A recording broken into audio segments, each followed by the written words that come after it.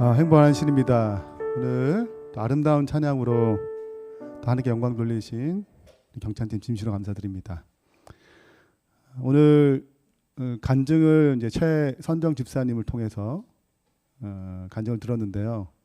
이 간증은 제가 들으면서 저희 교회가 생긴 지 얼마 안 됐지만 저희 제자 훈련 또 소그룹 중심적인 교회 이런 시스템을 제일 처음으로 이렇게 코치하면서 진행한 교회가 본부교회예요.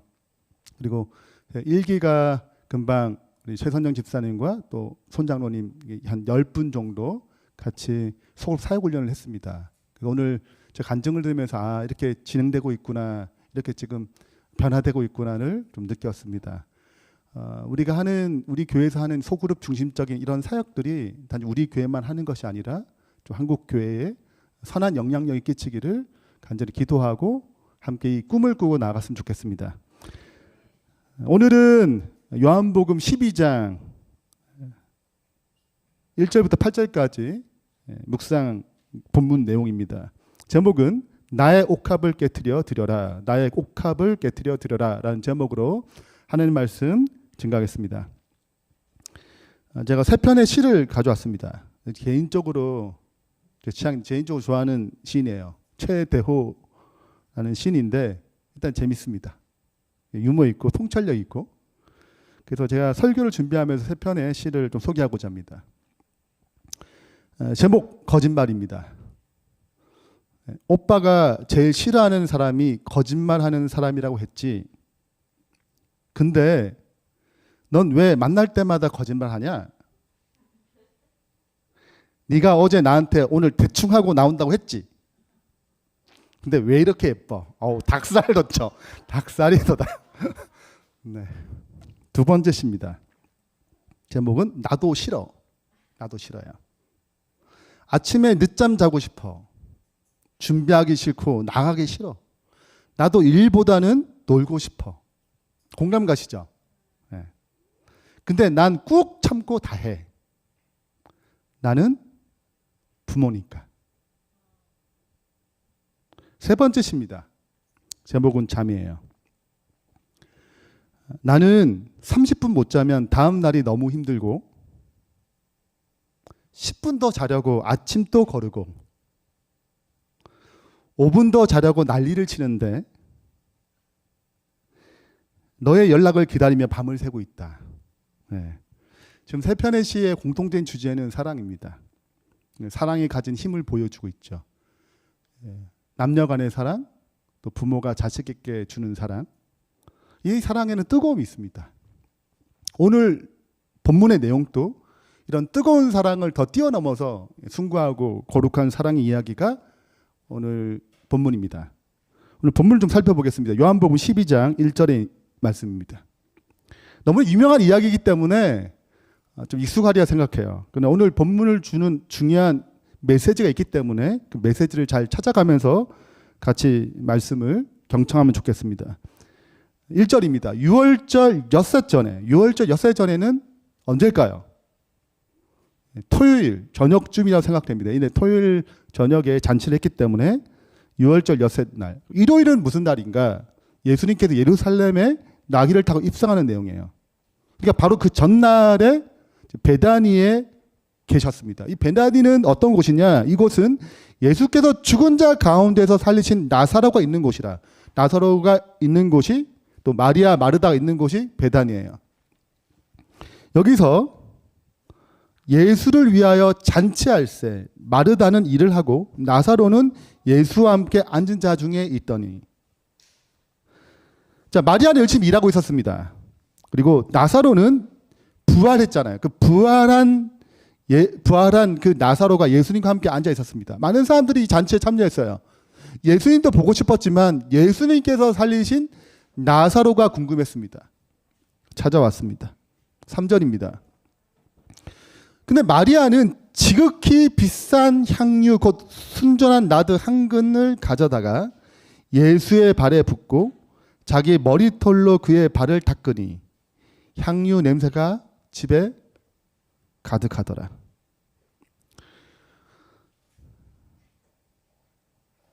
이 나드라는 초, 히말라야에서 사는 나드라는 초를 가지고 만듭니다. 이게 흔한 식물이 아니기 때문에 이 나드 향을 만드는 것은 굉장히 값비싸요. 이것은 휘발성이 너무 강하기 때문에 옥합에 넣었다가 강하게 밀봉을 해야 합니다. 다 날아가거든요. 그래서 이 옥합을 뚜껑을 열 때 깨진다라고 표현할 만큼 강하게 밀봉을 합니다. 근데 보통 이스라엘 백성이 이제 유대인들이 식사할 때 식사 문화는 이렇게 식사를 해요. 그러니까 누워서 비스듬히 누워서 앞에 이렇게 먹을 식탁이 있고 거기서 식사를 합니다. 이 모양이 지금 그림이 예수님 당신 때 식사 문화예요. 여기에 마리아가 그 비싼 향유 옥합을 깨트리고 예수님 발에 부어서 머리털로 눈물로 발을 씻는 장면입니다. 몰래 한 거죠. 이 분위기가 발에 주목하지 않게 되는 분위기잖아요.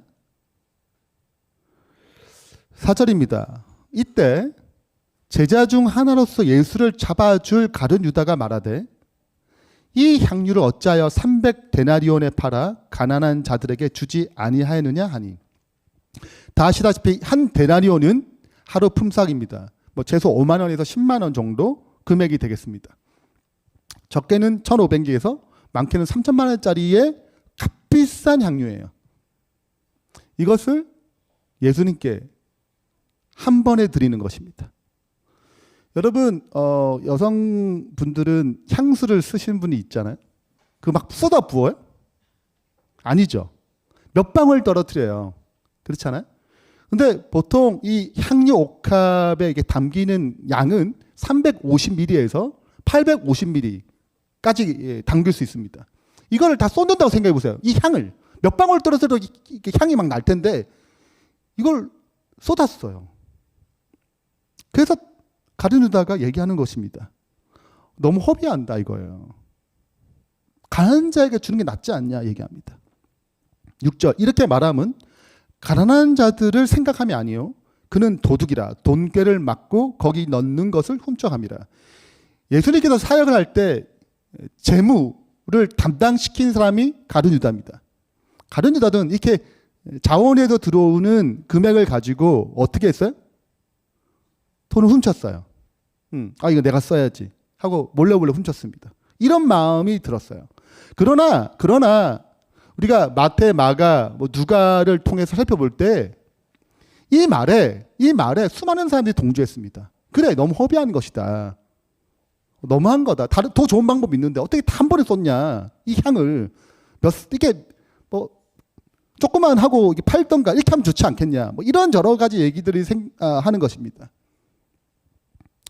그때 예수님께서 말씀하십니다. 예수께서 이르시되 그를 가만히 두어 나의 장래할 날을 위하여 그것을 간직하게 하라. 헬라어로는 테레온데 간직하다는 말이 지키다라는 뜻이에요. 즉 이 행동을 방해하지 말라고 얘기하는 것입니다. 무슨 날을 위하여? 장래하는 날을 위하여. 이게 무슨 날이에요? 6일 뒤에 예수님께서 십자가에 죽으시는 그 날입니다. 가난한 자들은 항상 너희와 함께 있거니와 나는 항상 있지 아니하리라 하시니라. 그리고 마태복음 26장 13절에는 이어서 이런 말씀이 있습니다.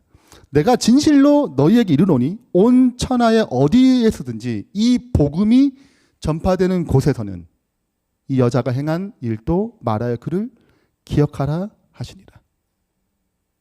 엄청난 칭찬이죠. 복음이 전파되는 곳에는 반드시 꼭 가르쳐야 할 한 가지가 있다면 이 여자가 향유 옥합을 깨뜨려서 주님께 드렸던 이 행동을 반드시 얘기하고 이것을 기억하도록 하라고 고면하신 것입니다. 여러분 보세요.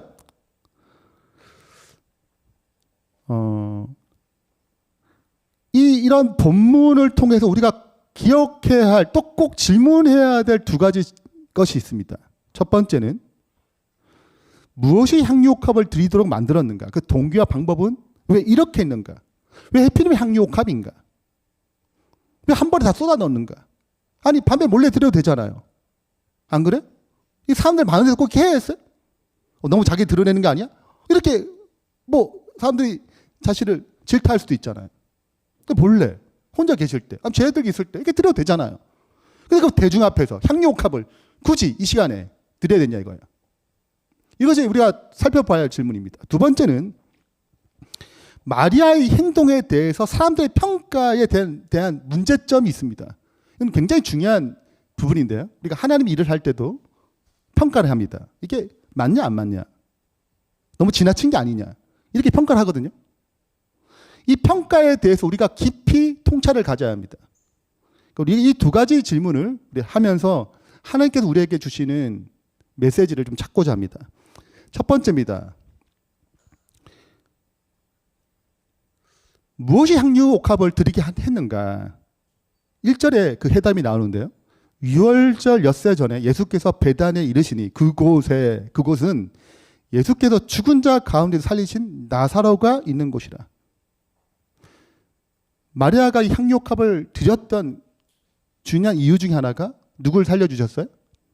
오빠 나사로를 살렸습니다. 이 당시 때는 남자가 굉장히 중요해요. 남자가 없다는 것은 생계가 굉장하게 어려운 위치에 놓여 있습니다. 사회적 위치나 경제적 위치가 다 위태위태한 것입니다. 오빠를 살렸다라는 것은 아주 중요한 일이었어요. 그들의 생명과 직결된 문제였습니다. 그것뿐만 아니라 누가복음 7장에 보면 그 마리아의 형편을 기록합니다. 예수를 청한 바리새인 시몬이죠. 그것을 보고 이 향유옥합을 들고 보고 마음에 이르되 이 사람이 만일 선지자라면 자기를 만진 이 여자가 누구며 어떠한 자 곧 죄인인 줄을 알았으리라 하거늘. 평판이 좋아요 나빠요? 좋지 않아요. 근데 이 죄인인 마리아를 예수님께서 죄에서 구원하셨습니다.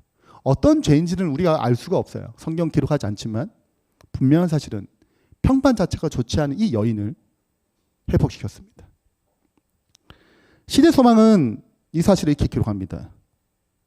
예수께서 은혜로서 그녀의 죄를 용서하고 또한 오라비를 무덤에서 불러내셨으므로 마리아의 마음은 감사로 가득 차 있었다. 그래서 뭘 드린 거예요? 여러분, 마음 감사가 넘쳤는데 굳이 향유옥합을 선택할 필요가 있어요? 많잖아요. 감사를 표현하는 것이. 그제 왜 마리아는 향유옥합을 선택했을까요? 이유가 뭘까요?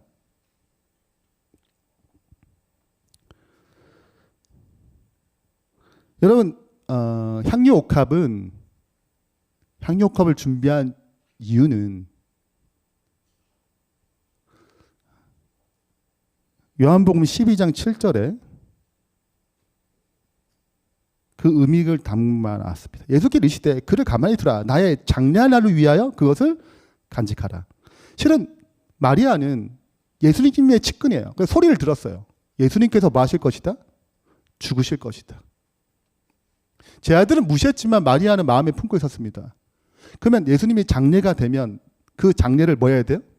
치러야 되는데, 향품을 담아야 되는데 내가 그것을 준비해야겠다 해서 예수님의 장례를 위해서 향유옥합을 준비했습니다.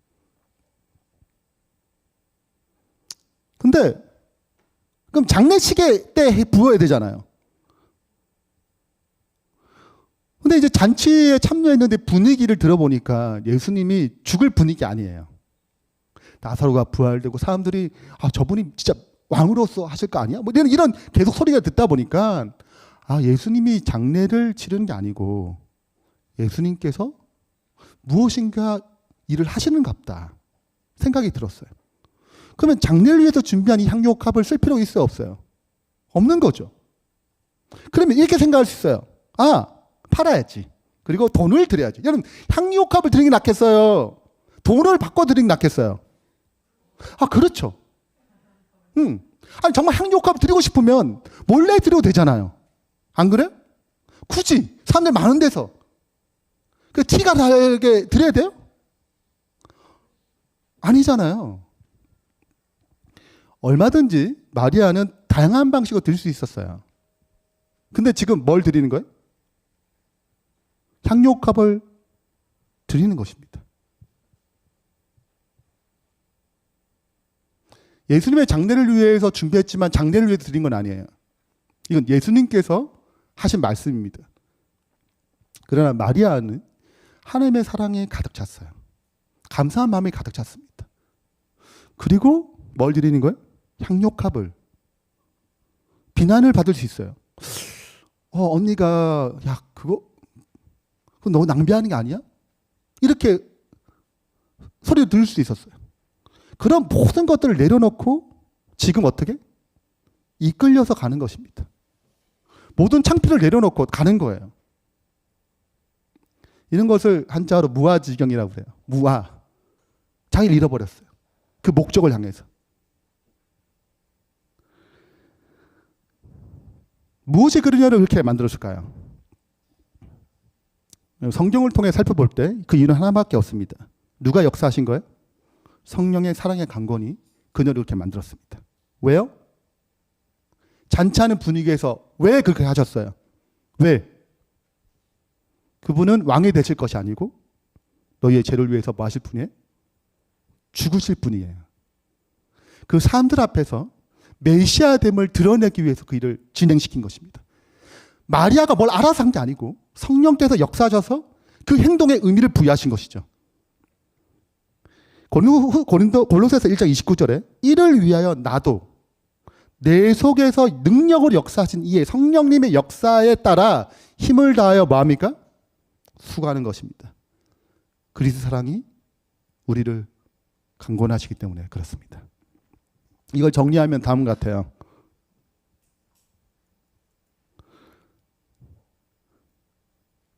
감사하는 마음, 그 아가페적인 사랑의 마음, 무화적인 마음, 그리고 향유옥합을 드리겠다는 그런 헌신된 마음. 이것은 누구의 역사예요? 성령 하나님이 그 마음에 강권하신 결과입니다. 그 사랑의 강권에 그냥 이끌려간 것입니다. 마리아는. 그리고 자기도 모르게 그걸 드린 거예요. 근데 그것이 뭘 이루는 것입니까? 하나님의 일을 이루는 거예요. 하나님의 일은 이렇게 이루어지는 것입니다. 시대소망은 이렇게 얘기합니다. 마리아는 자신의 사랑의 행위의 의미를 충분히 깨닫지 못하였다. 그녀는 비난자들의 말에 대답할 수가 없었다. 왜 그녀가 예수님에게 기름 붓기 위하여 그러한 기회를 선택하였는지 설명할 수가 없었어요.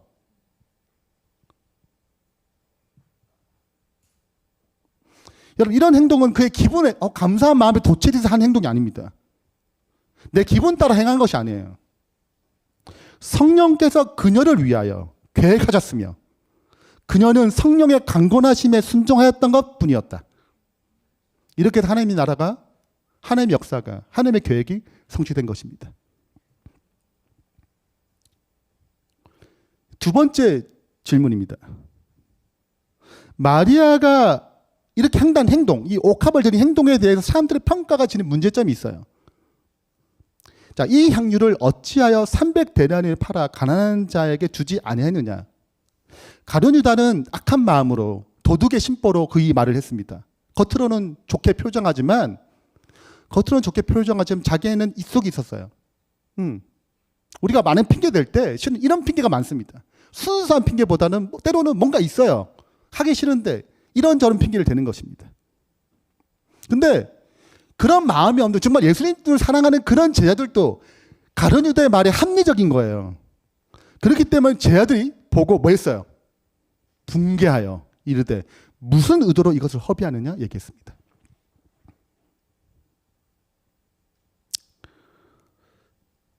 여러분, 그만 가룟 유다의 말은 어때요? 이치적이고 상식적이고 합리적이에요. 우리는 종종 이렇게 평가합니다. 실은 이 평가는 칭찬받지 못한 평가예요. 예수님 칭찬하지 않았어요. 실은 예수님이 질타하지도 않았어요. 이 질타를 내려놓았습니다. 그렇죠. 분명한 것은 굉장히 상식적인 거예요. 굳이 이 시간에 몇 방울 떨어뜨리면 되는데 굳이 이걸 한 번에 다 쏟았냐? 이거 허비 아니냐? 이게 생각이 되는 것입니다. 누가 보더라도 상식적이고 일리가 있어요. 여러분, 우리가 기억할 것은 하나님 나라의 일은 인간의 상식으로 성취할 수가 없어요. 하나님의 나라의 일은 하나님의 가르침으로 되는 것입니다. 성령님 인도하심으로 일을 이루는 거예요. 근데 우리가 얼마나 자주 우리의 상식으로 그분의 나라와 그분을 평가하는지 모릅니다. 그렇게 해결하려고 그래요. 여러분, 로마 황제에게 향유옥합 요거 하나 300데나리온짜리를 드리면 로마 황제가 기뻐할까요? 그런 거는 저기 그 말단이나 이렇게 할까요? 좋아할 것 같아요? 로마 황제는 드러낼 수 없어. 로마 황제인데 로마 황제는 이렇게 드리려면 적어도 나드 향을 이렇게 수영장에 가득 채워가 드려야 돼요. 위치가 위치. 300데나리온은 얼마 되지 않아요, 그에게는. 네. 황제에게는 이 정도는 바치기 민망한 것입니다. 다른 말로 하자면 예수님은 로마 황제보다 못한 거예요. 온 우주를 통치하시고 온 우주를 다스리는 그분이 우리를 위해서 자기의 목숨을 다 버리시는 그분의 평가가 이것도 아까운 것입니다. 그게 그들의 수준이었어요. 솔로몬 왕에게 수바 여왕이 드린 선물이 170억이에요. 금만. 제가 계산해 봤어요. 금이 120달란트인데 계산하면 170억이에요. 그러니까 한 여왕이 누구에게 드린 솔로몬 왕, 그 황제도 아니야. 그 왕에게 한 조그만 나라의 왕이죠. 왕에게 드린 금액이 170억이에요. 금만. 그럼 황제는 얼마큼 많이 받겠냐고요. 뭘 받을 때. 근데 가룟 유다 예수님 30냥에 팔았습니다. 은 30냥에. 그게 평가예요. 여러분 10원짜리입니다. 막 갖고 싶으세요? 저희 집에는 10원짜리가 주질 않아요. 훔쳐가지도 않아. 그냥 내버려 두고 있어요. 왜? 있으나 마나 영향을 받지 않아서 그래요. 네. 근데 이게 1970년 판이고 1966년 판인데 이게 얼마냐? 1966년은 30만 원 이상짜리예요. 그리고 1970년에서 적동은 짧게 나왔다가 다시 사라졌는데 이게 얼마 안 와요. 얼마 없기 때문에 최소 30만 원에서 100만 원까지 됩니다. 이게 이제 희소 가치가 있는 거예요. 집에 가셔서 10원짜리를 보시면 1970년이야? 이렇게 66년이야? 대박. 이렇게 되는 것입니다. 자, 여러분 이 가치를 알기 전과 전후는 달라요. 77년이면 그냥 누가 가져가겠어? 그냥 두지, 버리자. 너무 오래됐다. 얘 쓰지도 못하겠다. 그렇게 하지 않겠어요? 그게 우리의 상식이란 말이에요. 근데 가치를 알게 되면 여러분 집에 1966년에 70년짜리가 딱 있으면 어떻게 바뀌겠어요? 야, 이거 대박 났다. 뭐가 바뀐 거예요? 관점이 바뀌죠. 사고가 바뀌는 것입니다. 영적 세계가 똑같아요. 하나님이 우리에게 하나님의 나라의 가치, 하나님에 대한 가치를 보여주시면 올바르게 평가하거든요. 하나님의 관점에서 평가하게 되어 있습니다. 그러면 허비하다고 생각하지 않습니다. 낭비라고 생각하지 않아요. 아깝다고 생각하지 않아요. 인색할 마음을 품을 수가 없는 것입니다.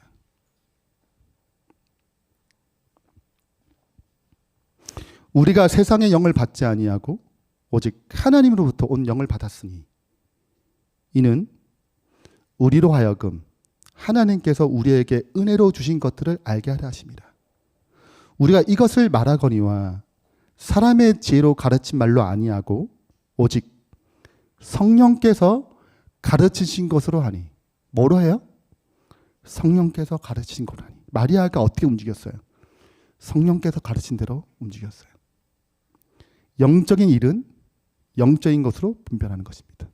마리아의 행동을 올바르게 평가하신 분은 누구였어요? 예수님이었습니다. 그럼 성경을 자세히 보세요. 예수님께서 굳이 사마리아를 지나가려고 그랬습니다. 누구 만나려고요? 사마리아 여인 만나려고요. 그러니까 사마리아 동네를 통과하는 것은 원래 유대인의 상식상 절대 하지 않은 일이에요. 근데 누구에 이끌려서? 성령님의 인도하심에 이끌려서 예수님은 굳이 사마리아를 통과하는 것입니다. 그럼 삭개오의 평판의 상식은 그를 만나면 안 돼요. 그를 굳이 같이 식사하는 것이 아닙니다. 그는 세리장이잖아요. 로마의 앞잡이 같은 사람이에요. 일본 치아에 있으면 일본의 앞잡이 같은 사람이에요. 여러분 좋아하겠어요? 다 싫어했어요. 다 싫어했단 말이에요. 예수님이 그 삭개오의 집에서 식사하는 것 자체를 굉장히 못마땅했습니다. 이게 상식이에요. 성령의 가르침은 그렇지 않았습니다. 베드로가 밤새도록 물고기를 잡았잖아요. 못 잡았어요. 잡으려 했지 못 잡았어요. 그래서 빈금을 가지고 돌아올 때 예수님께서 말씀하시죠. 우리 밤에 잡혀야 되는데 물고기는 지금 낮이 됐는데 아침이 됐는데 깊은 데로 가서 뭘 던져요? 그물을 오른편에 던지래요.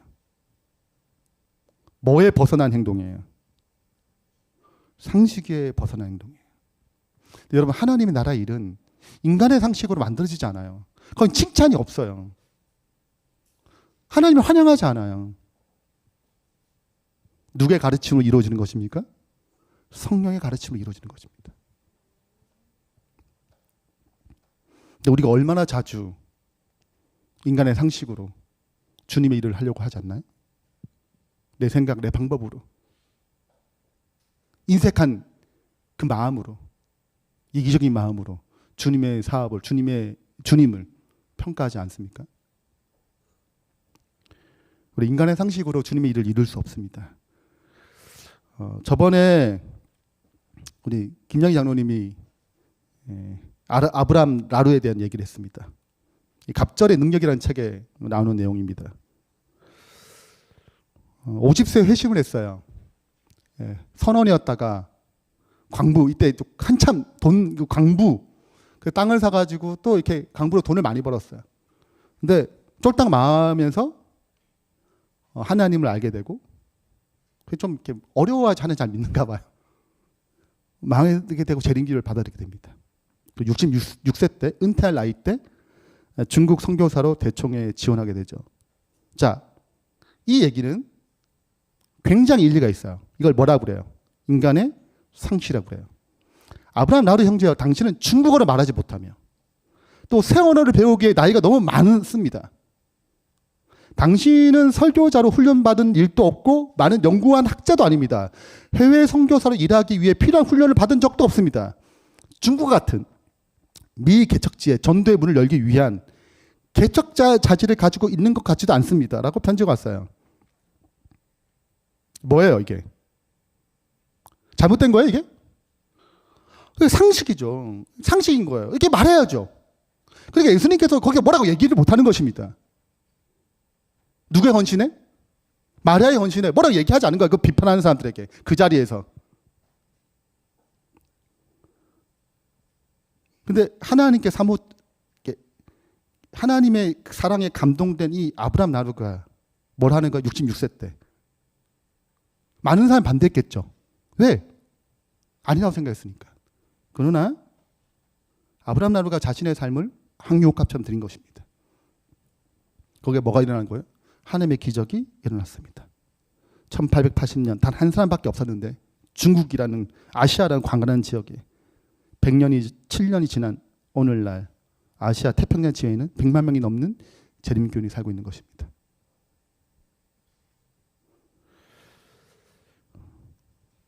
하나님의 사랑이 성령의 일에 참여하게 만듭니다.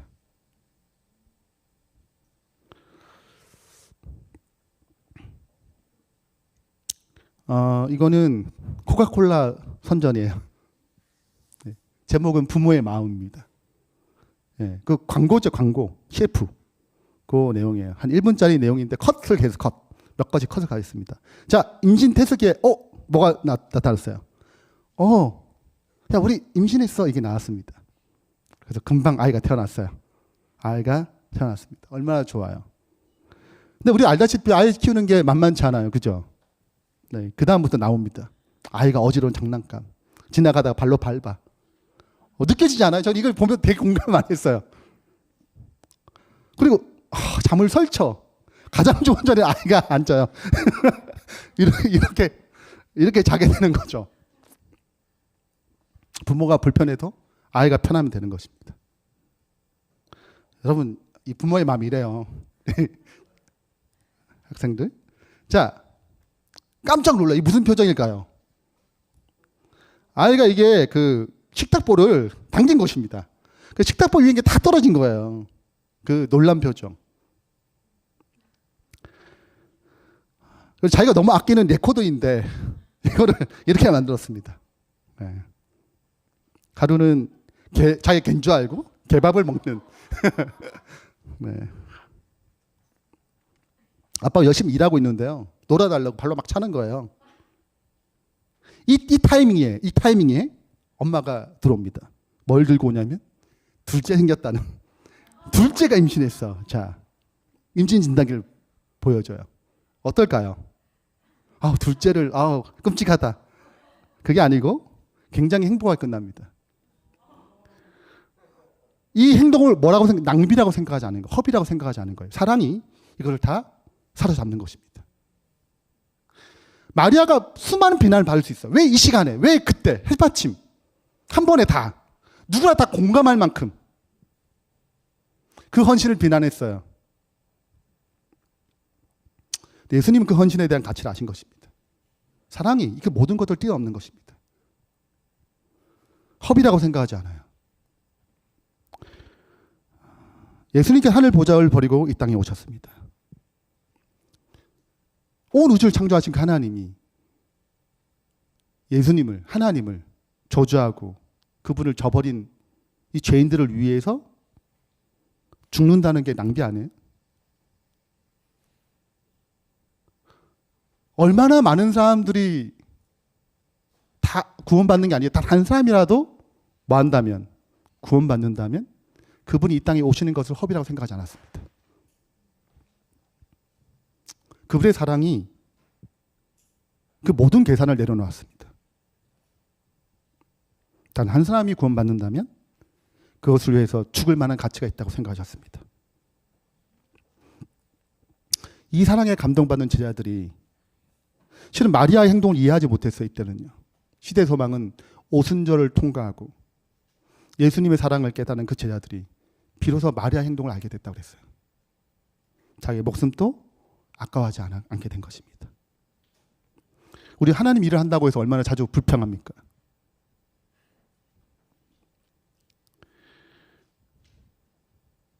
그리스도께서 저들에게 베푸신 사랑을 완전히 다 깨닫는 사람은 몇 사람에 불과하다. 만일 그들이 그렇게 했더라면, 깨달았다면 마리아의 큰 사랑이 그들에 의하여 표현되었을 것이며 기름 부음은 서슴없이 행해졌을 것이다. 이걸 다 이해했다는 거예요. 그분의 사랑과 그 가치를 안다면 아무도 거기에서 비난받을 만한 일을 하지 않았을 것입니다. 허비하다고 생각하지 않았다 거죠. 값진 향유를 낭비라고 하지 않았을 것이다. 그리스도께 드리는 기에 너무 값진 것이라 생각되는 아무것도 없었을 것이요. 아무리 큰 극기와 자아 희생이라도 그분을 위하여 바치는 기에 너무 크다고 생각할 수는 없었을 것이다. 오늘 우리의 마음에 이런 사랑을 깨닫길 바랍니다. 그래서 이런 마음으로 우리 교회가 살기 많아요. 네. 그래서 목자도 하고 부목자도 코치도 하고 또 교회에서 여러 가지 사역들 많습니다. 어린이, 경찬, 미디어 그 외에 여러 가지 사역들이 있어요. 어쩌면 나 지나친 헌신이 아닌가? 혹시 이런 마음이 생길 수도 있습니다. 또는 좀 마음에 안 들어서 불만을 할 수도 있어요. 그래서 인간의 상식으로 주님의 사업을 대할 수도 있습니다. 근데 인간의 상식이 난무하는 교회는 절대 하나님 역사할 수 없습니다. 오늘 우리 이 교회에, 이 열린 교회에 하나님의 사랑을 더 깊이 깨닫길 바랍니다. 인간의 상식으로 일하는 교회가 아니고 하나님의 가르침으로 일하는 교회가 되길 바랍니다. 그래서 하나님의 기적이, 하나님의 영광을 볼 수 있는 교회가 되길 바라요. 여러분 각 팀별로, 각 목장별로 이런 역사 일어나길 바랍니다. 오늘 주제곡입니다. 너무 잘 아는 내용이죠. 내게 있는 향유옥합 주께 가져와. 그 발 위에 입 맞추고 깨뜨립니다. 여러분의 향유옥합 무엇인가요? 돈이 될 수 있고, 여러분의 교회에서 하는 여러 가지 사역도 될 수 있고, 가정이 될 수 있습니다. 여러분 맡은 바 직임이 될 수 있습니다. 그것을 주님 앞에 온전히 드리길 바랍니다. 나를 위해 험한 산길 오르신 그 발, 걸음마다 그으신 사랑 새겨 놓았네. 나를 위해 십자가 달리신 그 발, 흘리신 피로 나의 죄를 대속하셨네. 주님 다시 이 땅에 임하실 그때 주의 크신 사랑으로 날 받아주소서. 이를 위해서 오늘 매 순간 앞으로 내게 있는 향유옥합을 주님의 사랑에 감동하여 성령의 이끄심으로 주님께 드리는 저희 신실한 백성 되길 바랍니다. 결론을 맺겠습니다. 오늘 두 가지 교훈을 살펴봤습니다. 첫 번째는 예수님의 사랑을 알게 될 때 진정한 헌신을 드리게 됩니다. 나의 옥합이 무엇인지 생각해 보세요. 혹시 그것을 어떤 방식으로 하나님께 드렸는지 생각해 보십시오. 오늘 주님의 사랑을 깊이 알므로 주님께 드린 헌신을 아까워하지 않은, 허비라고 생각하지 않은 주의 백성 되길 바랍니다. 두 번째, 주님의 일을 할 때 인간의 상식이 아닌 성령의 가르침으로 주님의 일을 해야 합니다. 오늘 우리 마음에 하나님의 사랑이 가득 차서 인간의 상식을 내려놓고 성령의 가르침을 따라서 주님의 일을 하는 신실한 백성 되길 바라면서 말씀 마치겠습니다.